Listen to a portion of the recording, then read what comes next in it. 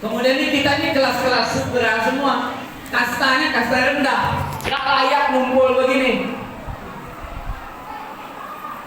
Kalau Nabi tidak diutus, lalu akhirnya kita bersatu. Ada yang dari Kalimantan, saya dari Kalimantan aslinya, betul kan, jadi orang Bogor dan 15 tahun di Bogor. Ada yang dari Papua, ada yang dari Sulawesi, ada yang dari Jawa, ada Sunda. Seluruhnya digabung jadi satu di bawah kalimat La ilaha illallah Muhammadur Rasulullah. Amerika yang berdemokrasi sudah ratusan tahun, terkenal sebagai negara demokrasi, sampai hari ini belum bisa menghapus rasis, belum bisa menghapus perbedaan warna kulit. Padahal waktu kita lahir, kita nggak ada yang pesan warna atau kayak beli mobil pengen putih, pengen hitam. Ada aja lahir. Emang bisa diputuskan banyak orang putih, bapaknya ibunya putih, anaknya hitam. Sesama manusia saja tidak menghargai di negara yang paling demokratis, di Islam, negara yang separuh demokrasi, yang demokrasinya juga masih dikatakan demokrasi, bisa saling menghargai. Ada yang dari Madura, ada yang dari Jawa, ujung pulau Adam, semua gabung jadi satu, namanya Islam. Ada nggak di Indonesia masjid khusus orang Batak, masjid khusus orang Sunda, masjid khusus orang Madura? Ada pernah ketemu? Yang ada paling masjid Jamaah Ahmadiyah, kalian boleh masuk.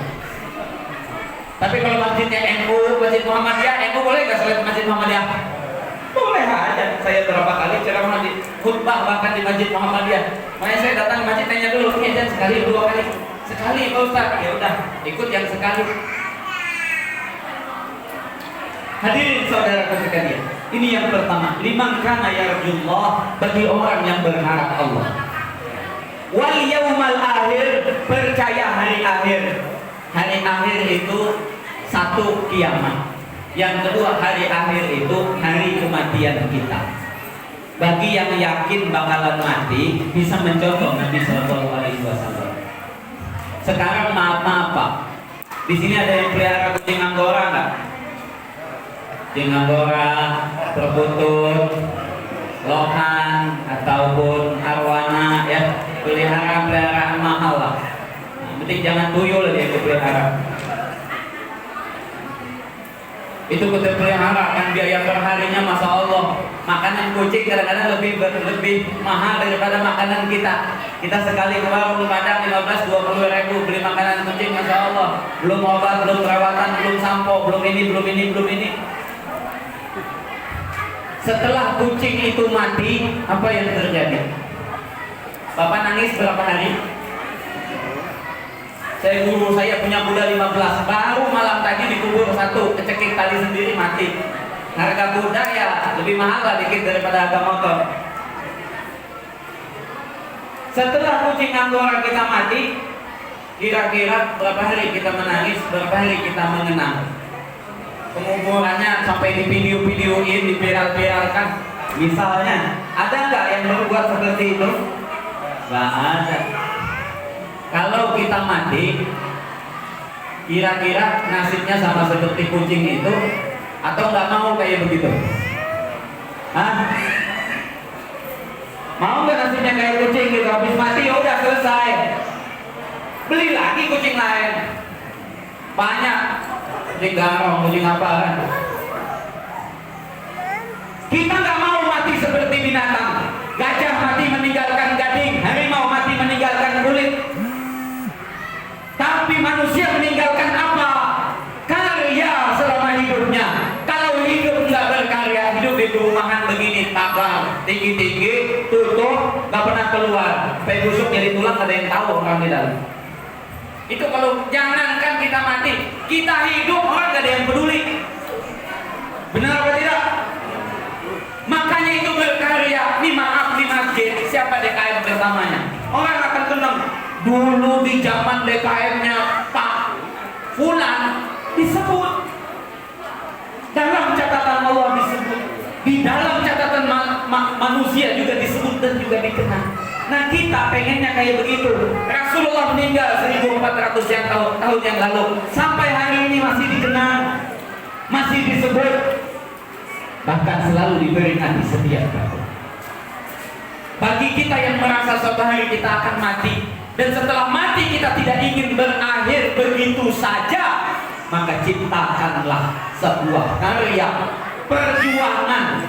Yang namanya berjuang tuh nggak ada yang enak. Jadi DKM, jadi ketua paguyuban, dikomplain orang aja begini salah, begitu salah. Kita pilih suara mayoritas, minoritas, nah, ya kan? Biasa begitu. Yang namanya berjuang nggak ada yang namanya enak. Kalau namanya enak tuh bukan perjuangan. Ibu-ibu masak di dapur, capek nggak bu? Capek. Berjuang, mau enak beli, tapi rasanya juga tergantung harganya. Bisa kita beli, tetapi bukan masalah rasa. Pengorbanan yang kadang-kadang lebih bernilai daripada rasa, walaupun asin, ya. Ketika orang sadar bahwa dia akan mati, maka akan ada usaha untuk meninggalkan kesan-kesan yang baik. Dan kesan-kesan yang terbaik itu adalah kesan-kesan yang ada di dalam agama kita. Ada yang disebut amal jariah. Di masjid bisa kipas angin. Ini kipas angin kira-kira berapa jam sehari dia nyala? Orang nyumbang kipas angin, berapa banyak yang dikipasin sama si kipas? Sebanyak itulah pelihara pahala yang akan didapat. Makanya itu bukan masalah harganya mahal ataupun murah, pengorbanannya besar ataupun tidak. Yang penting ada pengorbanan tersebut akan dihargai oleh Allah Subhanahu wa taala. Innallaha la yudayyi'u amala amil minkum. Allah tidak pernah menyia-nyiakan amalan kebaikan dari kalian. Dalam hadis sebagai contoh, Nabi SAW mengatakan, "Man bana lillahi masjidan, banallahu lahu baitan fil jannah." Siapa yang membangun masjid bagi Allah, Allah Ta'ala bangunkan masjid untuknya, istana untuknya di dalam surga. Dalam riwayat lain, walau kamak hasifairin, sekalipun hanya sebesar sarang burung. Ada nggak masjid segede sarang burung? Ada nggak? Nggak ada. Sekecil-kecilnya masjid, sekecil-kecilnya musola di Pertamina 2x2. Ngantrinya Masya Allah 22 orang. Belakang yang sholat cuma bisa 2 orang.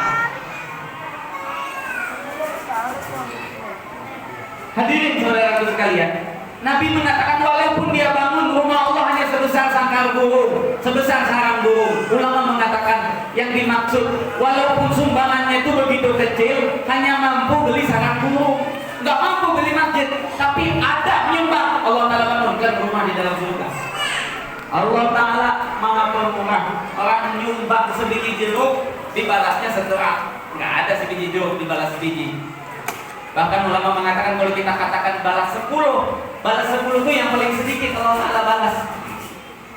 Nah maka disinilah, ini terima kasih kepada yang semua hadir ya dalam acara ini. Saya sampaikan bahwa kita kalau bisa dalam momen-momen begini selalu ikut. Saya diminta mengisi dan juga jadi penasehat di salah satu masjidnya Pak Arya Bima di Kota Bogor. Masjid itu karena punya keluarga wali kota, akhirnya nggak meminta sumbangan ke masyarakat dan tidak ada kotak amal, kotak jariah. Kenapa? Biasa keluarga orang kaya kan. Saya bilang begini, rumah Allah nggak pernah kekurangan duit, Allah nggak pernah minta duit ke kita.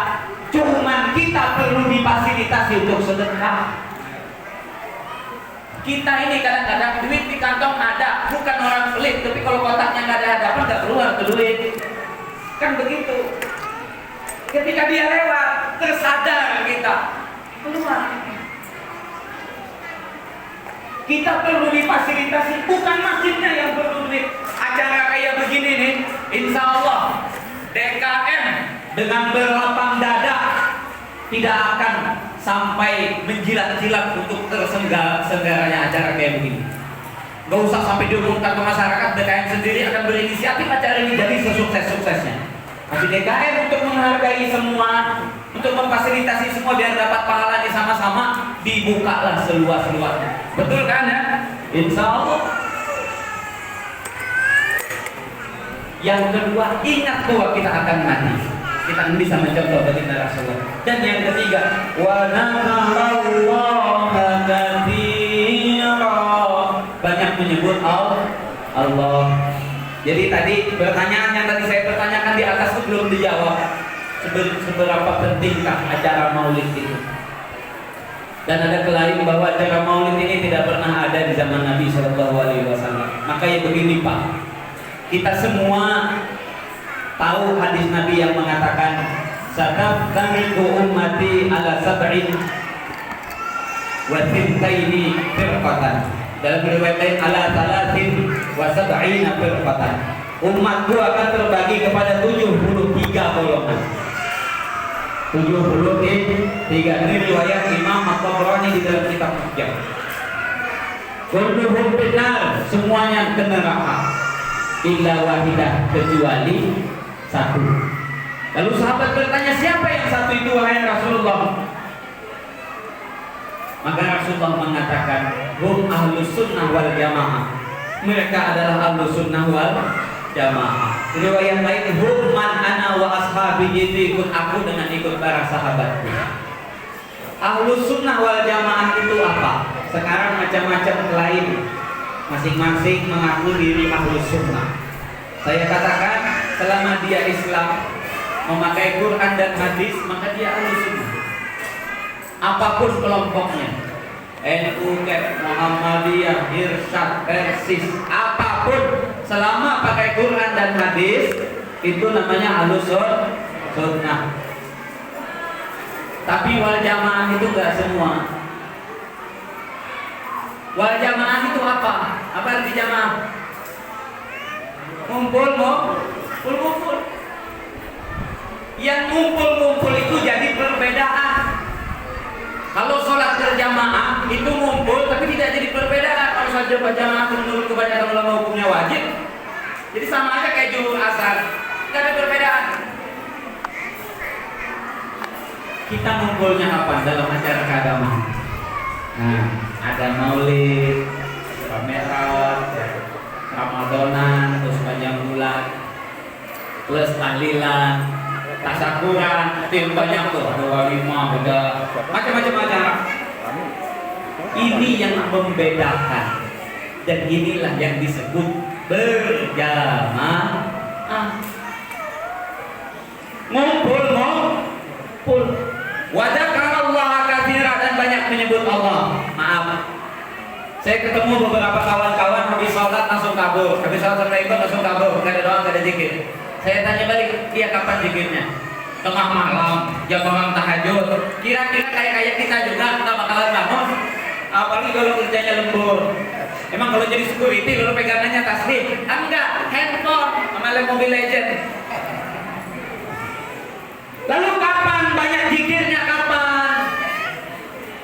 Sendiri Ustaz 1000 kali la ilaha illallah, salawat juga 1000. Nggak bakalan.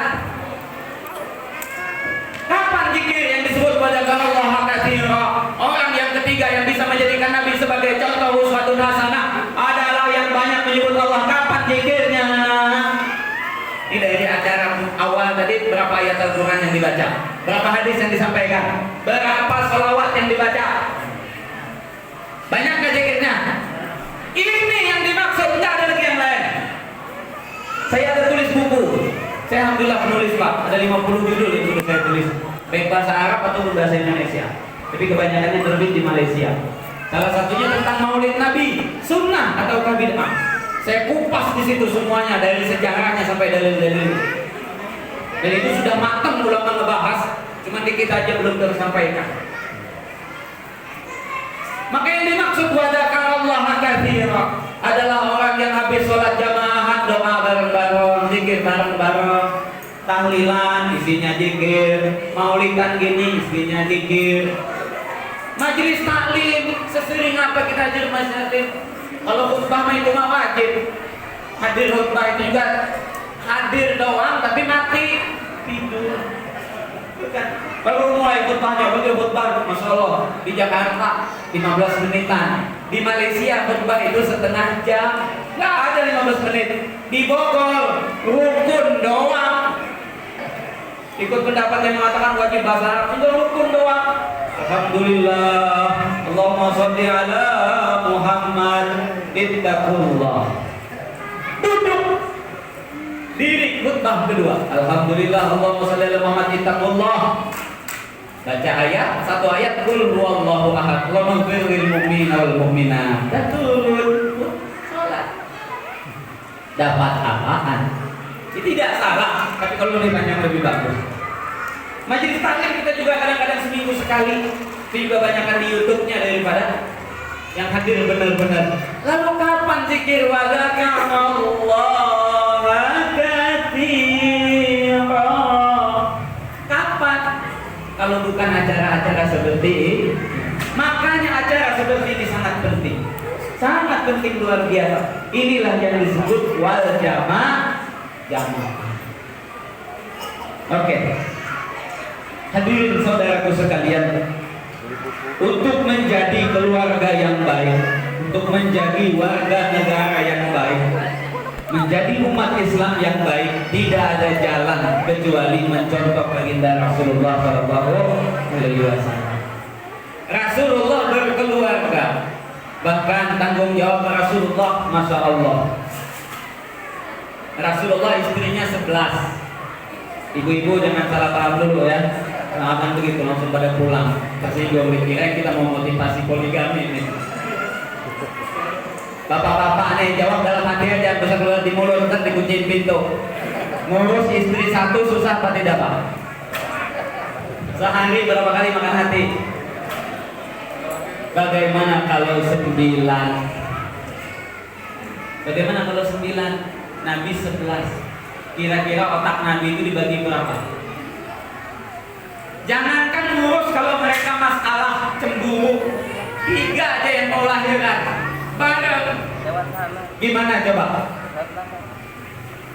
Apalagi kalau ngurus yang lain.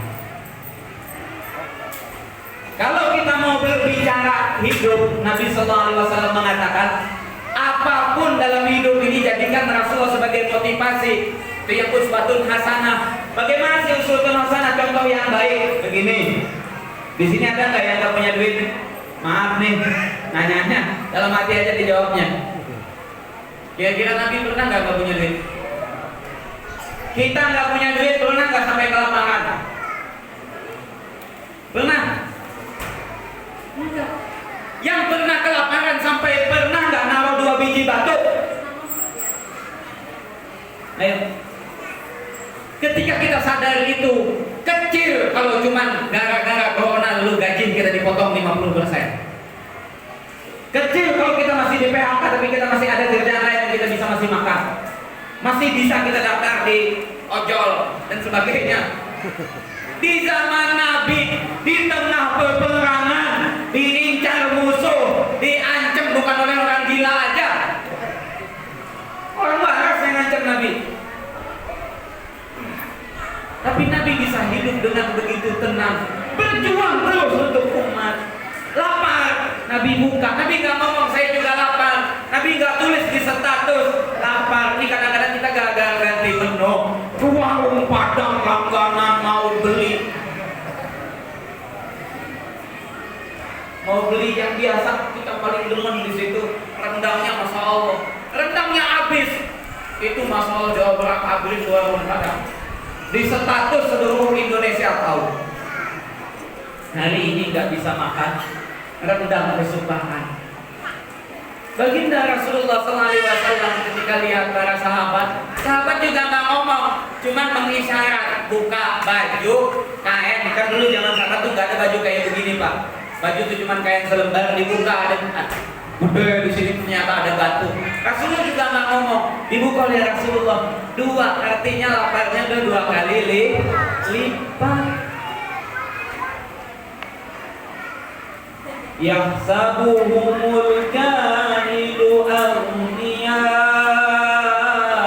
minat ta'affuf.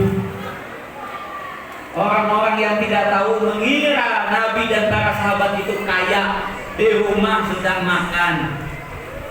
Kenapa mereka tidak tahu? Minat ta'affuf, karena Nabi pintar menyembunyikan kekurangan. Nih kadang-kadang baru lipstick, belum habis, masih ada 2 meter tuh lipstick banyaknya. Di status lipstick bulan ini belum beli. Padahal Masya Allah, ini Nabi dalam hadis Sayyidatuna Aisyah radhiyallahu taala anha disebutkan marrat hilalun wa hilalun wa hilalun mau tidak di baiti Rasulillah nalun. Berlalu 1 bulan, lewat lagi 1 bulan, datang lagi 1 bulan, tidak pernah api menyala di rumah Rasulullah.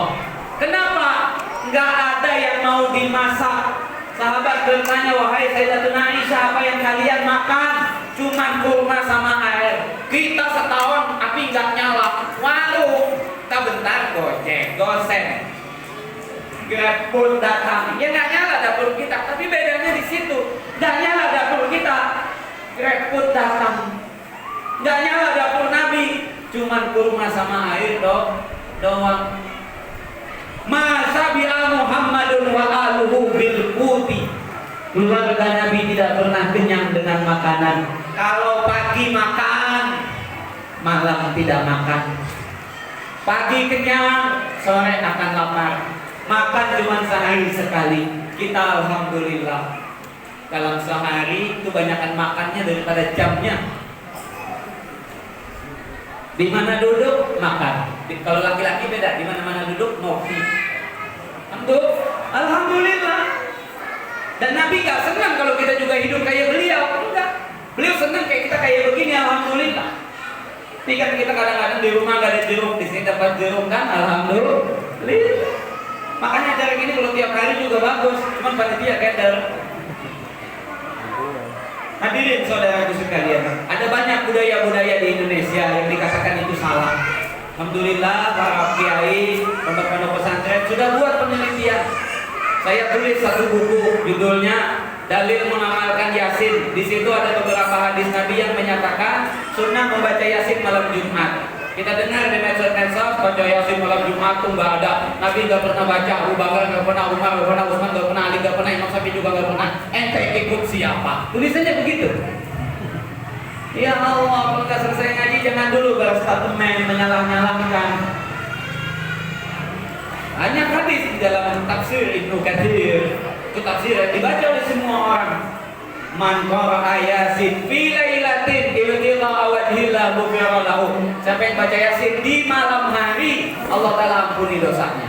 Emang kalau malam Jumat bukan malam? Ibu-ibu, kalau malam Jumat bukan malam ya? Itu malam Jumat itu yang selalu diingat biasanya. Pi, cepat pulang malam Jumat. Oke. Hadirin saudaraku sekalian, jadi bisa kita ringkaskan bahwa orang yang bisa mencontoh Nabi yang pertama berharap Allah, yang kedua ingat bakalan ada hari akhir yaitu kematian dan juga kiamat, yang ketiga orang yang banyak menyebut Allah, berzikir kepada Allah. Kemudian setelah itu memperbanyak sinergi berkumpul seperti ini. Dalam hadis Sayyidina Anas bin Malik, Nabi sallallahu alaihi wasallam mengatakan, "Aktsiru minal asdiqa, fa innakum syufa'a'u ba'din li ba'din." Perbanyaklah kawal yang baik, kenalan yang baik, tetangga yang baik, karena kalian akan saling memberi syafaat nanti di hari kiamat. Wa man syadda finnar, orang yang suka menyendiri eksklusif itu menyendiri nanti di dalam neraka. Pak, Ibu, kita kalau lagi menderita tapi ada teman, ringan apa tidak? Udahnya kita jangankan menderita, kita kadang-kadang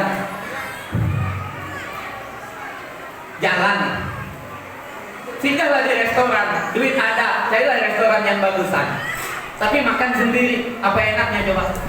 Enak Pak Ustaz, lah kalau saya gak enak. Ya, bayarnya doang, apalagi bayarnya mbak gak enak. Tapi kalau makan walaupun cuma telur caplok, ya, dengan orang yang dikasihi dengan keluarga itu jauh lebih nikmat. Jadi dikatakan kenikmatan ketika sendiri itu tidaklah nikmat, dan penderitaan ketika rame-rame tidaklah penderitaan. Nih udahnya masuk neraka sendirian lagi di penjara, tapi banyak stres. Tapi kalau di penjara, udahnya di penjara, jangankan di penjara, kita disuruh tinggal di satu villa di atas gunung, tapi nggak boleh keluar sendiri di situ, nggak ada HP loh ya. Kalau ada HP mah tahan 40 hari 40 malam juga nggak keluar.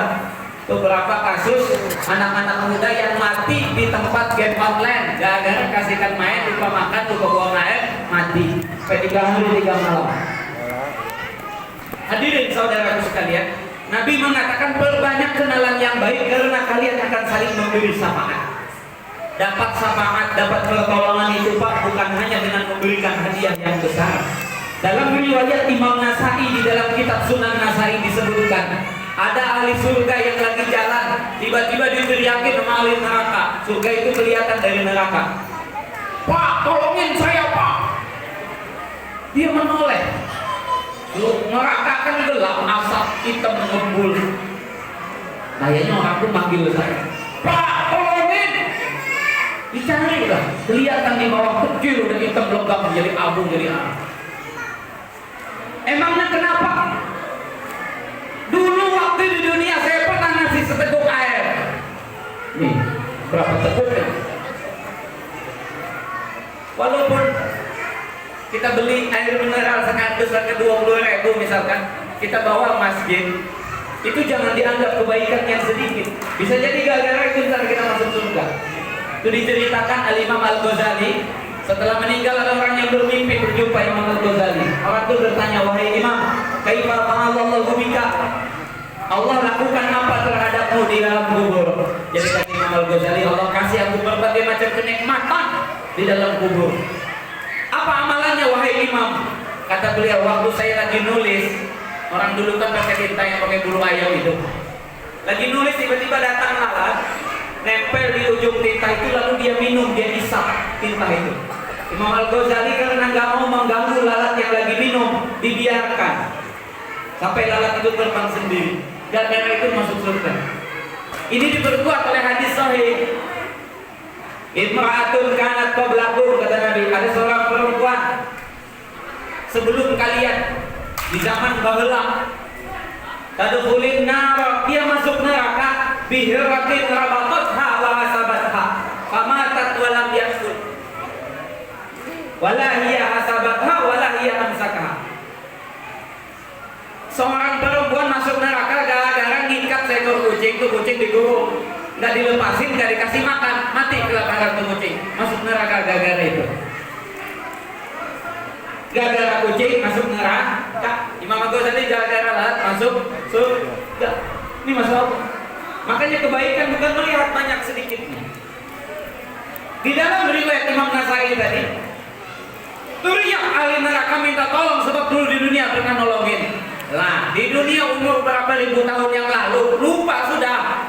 Kata Allah buka catatannya, ya mungkin di set googling aja udah.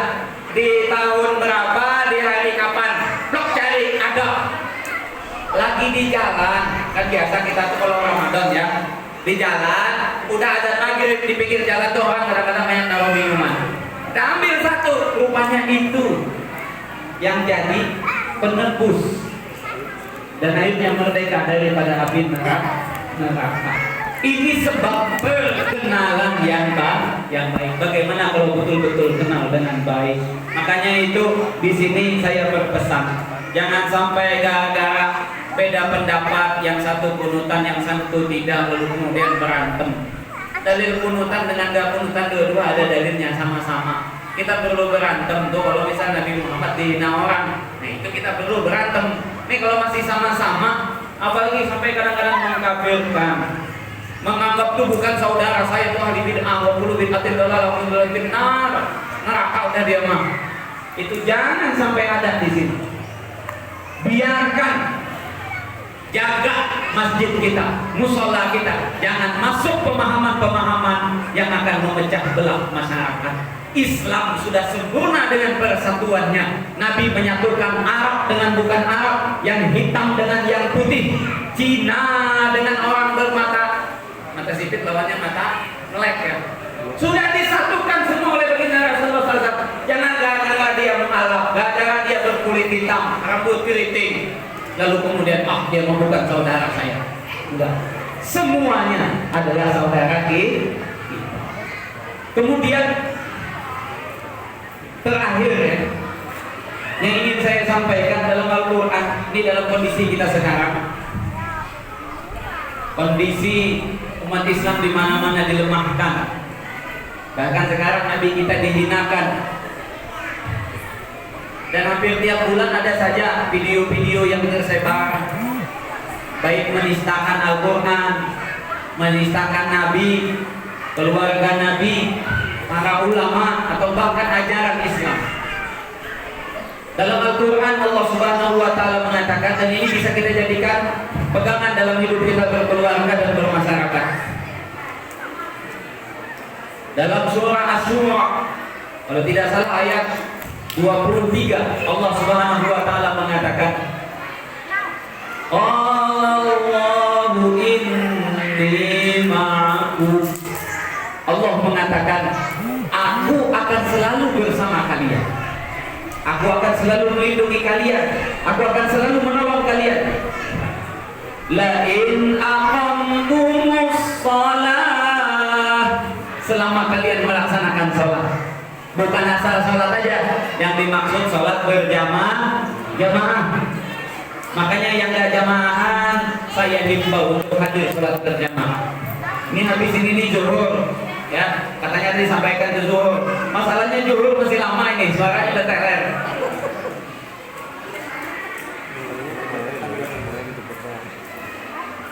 Sholat zuhur berjamaah dengan maulid dari jam 8.30 sampai zuhur. Sholat zuhur berapa menit?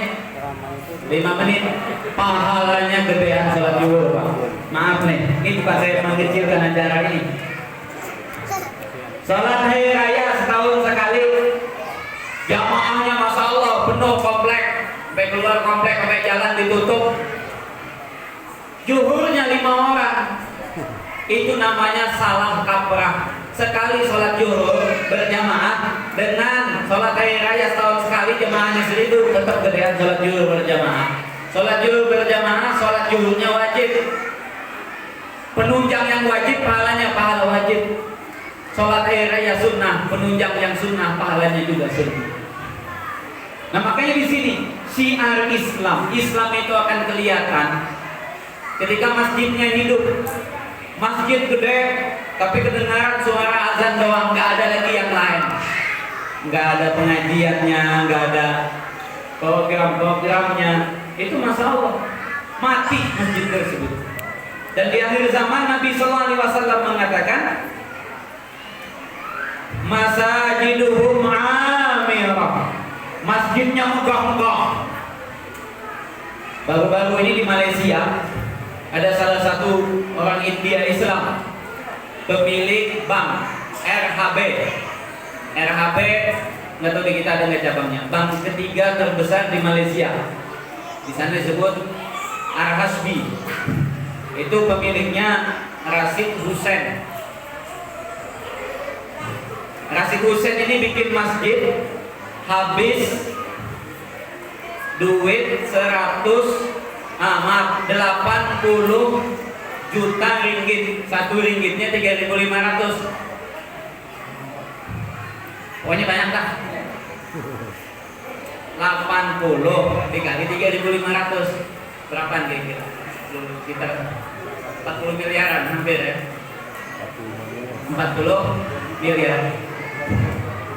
Dia bikin masjid. Dia lupa meniatkan wakaf untuk hadiah ke bapaknya yang udah meninggal. Masjidnya udah jadi, dari diresmikan, dia lupa dalam akad wakafnya menyebut nama bapaknya. Akhirnya dia bikin lagi masjid satu, lebih mahal lagi, 120 juta ringgit. Kalikan aja 3.500. Maksudnya yang ingin saya sampaikan di sini, di akhir zaman masjid itu amirah. Di Depok kubah emas itu berapa puluh ratusan miliar habisnya. Jangankan masjidnya ya, kas Istiqlal udah berapa sekarang? Kas yang tidak terpakai itu, siapa dikubur orang ngantri. Apaan nih amal jariah saya masuk? So, kalau dikirim ke daerah-daerah, berapa banyak masjid daerah yang sudah hampir tutup. Istiqlal nggak perlu dibangun, itu nggak perlu begitu, ya. Kembali, masjidnya gede-gede. Wahiyya qarabun minal huda, tetapi tidak ada petunjuk di dalam masjid itu, tidak ada hidayah dalam masjid itu. Makanya sekarang tugas DKM di sini gimana nih masjid jadi hidayah. Hidayah itu bagaimana? Orang dapat kebaikan di masjid ini. Makanya jangan sampai ada perpecahan dalam masjid. Penting ada persatuan. Ada acara begini orang dapat ilmu. Majlis taklim kalau bisa tiap minggu sekali juga diadakan. Pakailah protokoler seperti apa begitu kan, yang penting hadir majlisnya ada. Jadi orang dapat hidayah. Ini tugas mas. Kembali. Jadi Allah Subhanahu wa taala mengatakan qallallahu inni ma'akum. Allah mengatakan aku akan bersama dengan kalian. La in aqamtumus shalah, seandainya kalian kumpul melaksanakan salat berjamaah. Wa ataitumuz zakah, dan kalian bayar zakat. Fisiknya dikumpulkan melalui salat berjamaah, ekonominya dibangun melalui zakat. Kekuatan mana lagi yang perlu dicari? Ada tentara kuat-kuat tapi nggak punya biaya mau perang, kira-kira bisa perang? Kuat-kuat tentaranya, lehernya beton semua tapi belum makan 2 hari, kira-kira kuat perangnya? Islam, negara, rumah tangga dan seluruhnya apapun akan kuat kalau 2 hal. Ada persatuannya dan ada duit. Sendiri walaupun banyak duit tetap akan lemah. Apalagi sendiri tidak ada duit. Ini acara ini mungkin kalau yang hadir cuma 4 orang, 5 orang TKM doang, ketua pemuyuban, ngomong alam, tidak jadi acara maulidan kayaknya. Tapi ketika yang hadir ini ngumpul banyak, inilah yang disebut jamaah, yang tadi disebut dengan ahlus sunnah wal jamaah. Timbul kekuatan Islam di situ. Wa ataitumuz zakah, kalian kumpulkan zakatnya, kalian bayar zakatnya, sedekahnya, dikolektifkan, dikumpulkan. Untuk acara maulidan sekian ada yang nyumbang, untuk acara ini sekian ada yang nyumbang. Itu Masya Allah. Kemudian wa amantum birusuli, dan lalu kalian beriman kepada Rasulku. Beriman kepada Nabi bukan sekedar mengakui Nabi Muhammad itu Nabi kita, tidak. Beriman kepada Nabi adalah dengan melaksanakan perintah Nabi dan meninggalkan larangan Nabi. Tadi dicontohkan sebagai salah satu sunnah yang terbaik adalah kebersihan. Dalam riwayat Imam Tirmidzi diriwayatkan at-tahuru satrul iman. Kesucian, kebersihan itu bahagian dari keimanan. Ada banyak lagi sunnah-sunnah Nabi. Wa amantum bi rusuli. Nah, kemudian yang paling penting, wa azzartumuhu, dan kalian muliakan seluruh nabi dan rasul. Bagaimana cara memuliakan nabi dan rasul? Cara memuliakan nabi dan rasul adalah dengan mengikuti dan mempercayai apa yang beliau sampaikan. Ini yang pertama. Kita banyak percaya kepada Nabi tapi tidak mau memakai apa yang dikatakan oleh Nabi. Ini bahaya. Percaya kepada Nabi lalu dijadikan sebagai model hidup. Saya ada tulis satu buku dengan judul Sunnah Nabi di Tubuh Kita. Sunnah Nabi di tubuh kita. Jadi begini Pak, kita kalau yang namanya pengen dapat pahala, kalau disuruh tahajud kira-kira sekuat apa? Jangankan tahajud, sholat duha aja. Siapa yang bisa istiqomah sholat duha? Jangankan sholat duha, istiqomah nggak batal wudhu aja. Habis wudhu lagi, habis wudhu lagi. Siapa yang kuat? Untuk mengamalkan sunnah Nabi tidak mudah. Tetapi ketika sunnah Nabi itu jadi budaya, maka menjadi mudah. Contoh, berapa banyak yang pakai jenggot? Mau jenggot yang tebal, mau yang tipis, tapi ada jenggot lah kan? Oke. Itu sunnah Nabi apa bukan? Sunnah. Dapat pahala nggak? Kumis. Maaf nih kumis. Kumis itu sunnahnya ada dua. Ada satu pendapat dicukur habis, berarti saya. Ada satu pendapat ujungnya doang. Yang penting jangan offside, masuk ke bibir. Itu yang dipotong. Dua-duanya ikut sunnah Nabi. Pertanyaannya, selama ini kumis kita selalu kita niatin apa enggak? Itu aja. Kita niatkan apa tidak? Kalau kita niatkan, ini udah berapa puluh tahun kumis tumbuh, berapa pahala yang kita dapatkan? Saya tulis buku judulnya Istinja, cebok, tebelnya sekitar 120 halaman, bahas cebok aja. Saya tulis juga tidur berpahala, sekitar 90 halaman, bahas tidur doang. Ada nggak di sini yang nggak tidur? Sehari, masya Allah. Standar 6 jam, ada yang 8 jam, kecuali security. Kerja jaga malam ya, tidurnya biasanya nggak sepanjang itu. Pertanyaannya, kita udah berapa tahun tidur, berapa banyak pahala yang kita dapatkan dari tidur? Berapa lama kita cebok, buang air kecil, buang air besar, berapa pahala yang sudah kita dapatkan dari buang air kecil dan buang air besar?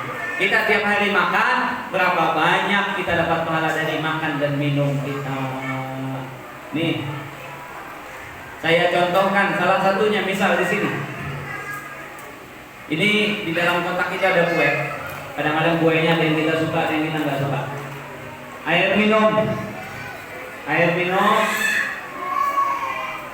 ada yang gelasan, ada yang botolan. Selesai acara, kira-kira berapa banyak air gelasan, air botolan yang masih sisa? Ada yang setengah, ada yang seperempat. Berapa banyak? Kira-kira ada yang sisa apa tidak? Ada. Kue itu pun kalau kotaknya kita buka mungkin masih ada 1-2 kue yang tidak kita kira udah dimakan semua, udah terbuang airnya. Sunnah pertama, habiskan. Kalau motornya gede gimana Ustaz? Bawa balik, apa susahnya? Kalau enggak pun ambil, siramkan tuh ke bunga-bunga di sekitarnya. Niat menyiram bunga. Kalau kita buang, bukan masalah nilainya berapa. Nih minuman gelasan di warung 500 satu. Uang gopean itu mungkin bagi sebagian kita sudah tidak bernilai. Kita biasa belanja pakai dolar. Jadi nggak laku yang kayak begini. Bukan masalah kecilnya Bu. Masalahnya dalam Al-Quran dikatakan innal mubadzirina kanu ikhwanas syayatin. Sesungguhnya yang mubazir itu saudaranya setan. Makan setengah, sisanya dibuang. Mubazir apa tidak? Mubazir. Minum kopi setengah, kebetulan keluar kopi. Kalau kopi mah jangan dihabisin sampai keladak-keladak ya. Baru diminum setengah dibuang. Mubadir. Dari sini nih sunnah Nabi. Jadi gak usah jauh-jauh kita ngamalin sunnah Nabi mesti haji umrah. Apalagi ini dekat dengan Parung, boleh aja mau hajian ke Parung. Tidak usah terlalu jauh, mulai dari yang terkecil dari bagian hidup kita. Kita ngambil nasi sepiring. Kira-kira kita makan, kita habiskan apa tidak? Dalam hadis Nabi Shallallahu Alaihi Wasallam diriwayatkan, karena Rasulullah Shallallahu Alaihi Wasallam yang aku asobiahu, Rasulullah kalau makan tangannya dijilatin. Jarang ada orang yang mau ngamalin sunnah ini, bahkan kadang-kadang dianggap tercela. Emang gak kenyang sampai jari-jari dijilatin? Itu masih penting. Dalam hadis diriwayatkan karena yal akul qas'ah. Sahabat Nabi bahkan sampai menjilat piring yang dipakainya buat makan. Jadi piring itu kadang-kadang kita kan ada waktu masih diminum. Gara-gara kita merasa hidup modern, sudah sarjana, nggak layak melakukan ini. Ini bukan masalah layak nggak layak. Inilah ikut Nabi. Fa innakum la tadruna bi ayyikum barakah. Kalian nggak tahu keberkahannya di mana. Jangan-jangan tuh habis kalian minum itu, stroke yang akan menimpa kalian sembuh. Asam urat hilang, rematik lenyap. Gara-gara ya. Jadi gini Pak, sekedar contoh, maaf nih, di perumahan ini kadang-kadang ada nggak minta-minta atau untuk pintu rumah kita? Ada? Nggak ada ya, security dijaga ya, aman. Di mana-mana kita Jakarta, kita jalan kadang-kadang ada yang minta-minta. Ada orang kita kasih lah 2.000. 2.000 banyak apa dikit? Dikit. Yang lebih dikit ada nggak? 500. Kasih 500. Setelah kasih 500, dia ngomel. Potongan doang kayak orang kaya. Jas bagus, jam tangan mahal. Ngasih cuma 500. Diudahin kita. Kira-kira ngasih orang tuh kayak gimana? Wallahu a'lam. Bisa jadi sate tuh orang. Kira-kira ya. Tiap hari kita doa, ya Allah, minta rezeki ya Allah, luaskan rezeki saya ya Allah, halalkan rezeki saya ya Allah. Allah Ta'ala kasih sesuap nasi, sebiji nasi kita buang, neraka Allah. Jangan kita anggap rezeki dari Allah tuh kalau udah sepiring ada lauknya nasi kotak.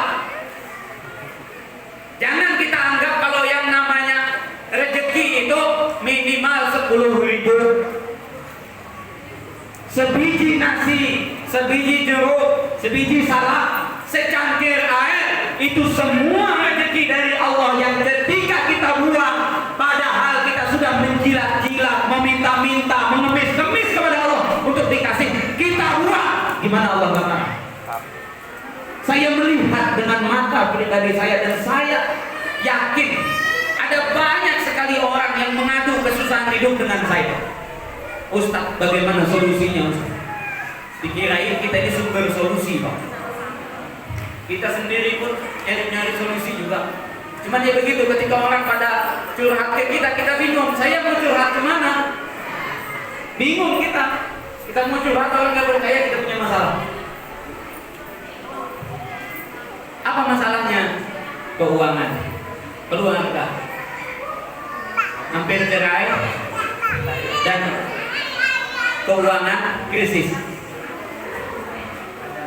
Kita jalan ke warung makan.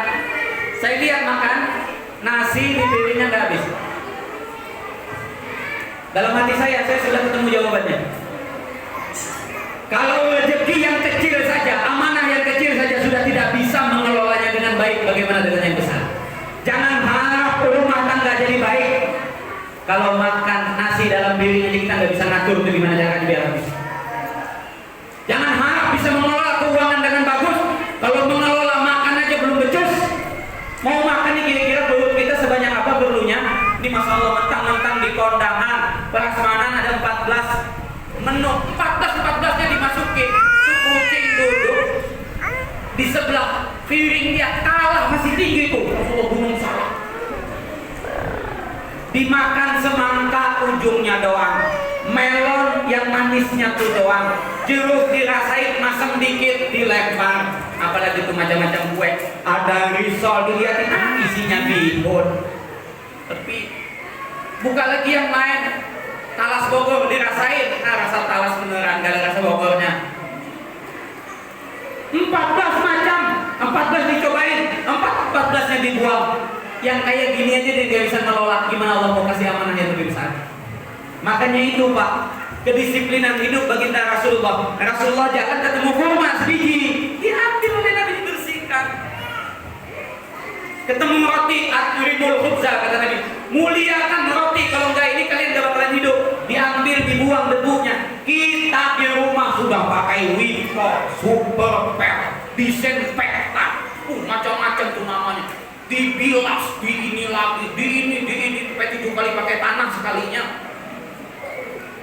Jatuh makanan, jangan diambil, kotor, buang, mentang-mentang murah. Mungkin yang kita buang tuh sedikit aja tuh, ujung donat. Jangan salah sangka kalau Allah Ta'ala ambil gara-gara ujung donat itu blok, masuk satu aja sakit gula aja. Sakit gula atau kekurangan gula aja, hepatitis. Kekurangan gula, kelebihan gula, makanya jadi orang jangan terlalu manis, sedang-sedang aja. Terlalu manis bahaya. Ini Masya Allah. Yang namanya keberkahan dari makanan itu apa? Keberkahan dari makanan satu, kita akan mudah tahan.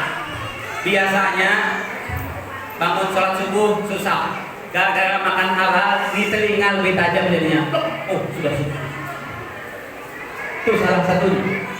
Pengen taat tuh mudah. Biasanya perlu punya kekhawatiran. Jangan-jangan nih kalau saya sedekah, nanti gaji saya dipotong nih, gak cukup nih duit buat di rumah. Gara-gara makan yang halal, minuman yang halal, punya keyakinan ntar Allah Ta'ala ganti, yang berani sedekah. Taufik dan hidayah, ini yang pertama. Yang kedua, badan mudah dipakai untuk taat. Ringan tangan nolong orang, pikiran cemerlang kalau dalam ketaatan. Yang ketiga, badan sehat. Ini keberkahan. Mungkin di kita ini sudah ada yang layak stroke, komplikasi, tapi gara-gara makanannya berkah, akhirnya Allah Ta'ala hilangkan. Gara-gara dia makan jeruk, hilanglah sariawannya, panas dalamnya. Padahal jeruk ini makan cuma sedikit. Gara-gara dia minum teh manis, akhirnya hepatitisnya hilang. Bisa jadi begitu. Itu yang namanya keberkahan. Bukan sebaliknya. Gara-gara minum teh langsung kambuh, sakit mah masuk angin. Gara-gara minum susu langsung mencret. Gara-gara ini langsung ini. Ini masa Allah. Nah disinilah Rasulullah SAW itu pandai memaksimalkan nikmat Allah. Pandai memaksimalkan nikmat Allah. Mulai dari tubuh kita. Ini kalau mau dibahas, dari alis, bulu mata, tangan, jari, rambut, semuanya ada pahala. Sampai Nabi katakan, wa fi bud'i ahadikum shadaqah. Di kemaluan kalian pun kalian bisa dapat pahala. Sahabat bingung. Emang bisa wahai Rasulullah? Maaf nih wahai Rasulullah, tanya balik. Memangnya bisa dari kemaluan dapat pahala? Nabi katakan, betul bisa. Ketika kalian pakai untuk maksiat, coba dapat dosa nggak? Dapat dosa. Bagaimana kalau dia datangi istrinya, dia gauli, sehingga dia terjaga dari perzinahan, dapat pahala nggak? Oh iya wahai Rasulullah. Tuh ketika kita berwudu, air wudu akan menjatuhkan berbagai macam dosa sampai keluar dari ujung kuku kita. Itu riwayat. Jadi semua coba kita maksimalkan. Nah di rumah, di keluarga, ya. Kita sebagai ayah, maksimallah jadi ayah. Kita sebagai ibu, maksimallah jadi ibu. Apa tugas ayah dan tugas ibu? Yang pertama, tugas ayah menjadi imam. Jangan sampai pulang ke rumah takut jadi imam. Ini banyak kita temukan kaum muslimin, khususnya laki-laki, lupa tugasnya sebagai imam. Imam itu apa? Baca Fatihah dan memimpin. Anak-anak kita nih belajar ngajinya ke siapa? Alhamdulillah kita bisa cari guru. Tapi kita sendiri pernah nggak jadi gurunya? Usahakan minimal yang kita ajarkan ke anak kita itu bacaan Al-Fatihah, walaupun kita masih belajar. Kenapa? Itu kewajiban seorang ayah. Jangan sampai Al-Quran yang tertanam di dirinya itu ditanam oleh orang lain. Mesti ditanam oleh kita, apalagi Fatihah yang menjadikan sholatnya soh, yang menjadikannya bisa masuk surga itu Fatihah. Maka Fatihah wajib kita ajarkan ke anak, ke istri. Tadarus Quran mungkin kita belum berani untuk jadi guru ngaji, cukup dengerin Fatihah. Dek, ini bilang istri pagi-pagi lebih sholat, coba baca Fatihah, kamu pengen dengar. Walaupun kita nggak tahu yang benar itu kayak gimana, coba kita jadi guru Fatihah kepada istri kita. Insya Allah rumah tangga akan jadi lebih baik. Kebanyakan, maaf ya, di sini mungkin banyak yang masih muda-muda. Berantem di rumah tangga itu kadang-kadang urusannya rata-rata dunia, bukan akhirat. Pengen beli karpet baru, si istri pengennya yang merah, suami pengennya yang hijau. Kebetulan istrinya PDI Perjuangan, suaminya P3. Hijau, merah pokoknya. Gak masak saya kalau tak berantem. Nggak ada ya kemudian suami kesiangan subuh lalu dimarahin sama istrinya, berantem. Itu jarang. Biasanya kalau suaminya kesiangan, istrinya juga paket. Nah disinilah jadikan diri sebagai imam, maka masalah akan selesai. Yang kedua, istri, tugas istri itu ngapain? Dalam hadis dinyatakan an-nisa'u imadul bilad, idza sholahatul nisa sholihatul bilad. Perempuan itu tiang negara. Kalau perempuannya benar, negaranya beres. Maksudnya bagaimana? Ini sekarang ibu-ibu kan pandemi, anak-anak lagi nggak pada sekolah, di rumah aja. Gimana rasanya ngurus anak? Masya Allah, kita harus tahu ya perjuangan seorang guru tuh. Nah di sini kemudian yang ingin saya sampaikan, tadi di awal-awal saya bahas anak kita kadang-kadang ucapannya sudah ucapan yang tidak lagi layak untuk seorang anak kecil. Gara-gara apa? Gara-gara kita sebagai ibunya yang tidak kontrol, tidak lihat ini gaulnya sama anak siapa, anaknya kayak gimana. Makanya usahakan coba teman-teman kawan-kawan anak kita suruh main di rumah kita bisa lihat si ini ngomongnya gimana, akhlaknya seperti apa. Si ini ngomongnya gimana, akhlaknya seperti apa. Akhirnya kita bisa milihin. Kamu jangan temenan sama ini, temennya sama ini aja. Itu wajib bagi kita, Bu. Kalau ibu-ibu ini bisa menjaga tugas seperti ini, maka anak di seluruh Indonesia akan jadi anak yang berbakti dan anak yang taat, anak yang terdidik secara baik. Tapi kalau dibiarin aja, manyaksin make upan, sinetron, belum selesai Korea dari satu ganti lagi yang satu film India nih yang suka Bollywood, dari satu India ke India yang lain, atau asik ngurusin arisan, jualan online, lupa anak. Ini bahaya. Makanya bersatu di sini suami dengan istri akan tercipta baldatun thayyibatun walaupun alhamdulillah sudah jam 11, tinggal tanya jawabnya. Silakan. Langsung dimulai aja. Berhubungan dengan materi ataupun tidak? Terima kasih pada Ustaz Ahmad. Mungkin kita langsung saja untuk sesi tanya jawab ya Ustaz ya. Mungkin dari audiens